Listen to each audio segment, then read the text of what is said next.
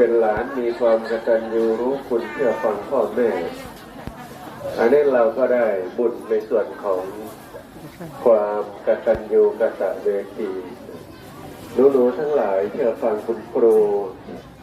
เชื่อฟังท่านคุณครูผอ.คณะครูที่อบรมสั่งสอนทั้งหลายเราก็ได้บุญส่วนหนึ่งส่วนความเคารพความอ่อนน้อมการเชื่อฟังอันนั้นเป็นส่วนของ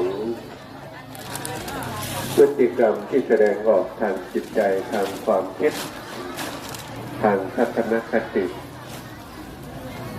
รวมก็ไปถึงการไหว้พระสวดมนต์การทำสมาธิเราก็ไม่ต้องอะไรมากนะไหว้พระสวดมนต์และลึกถึงคุณของพระพุทธเจ้าที่เป็นเจ้าของศาสนาที่พระองค์ประกาศ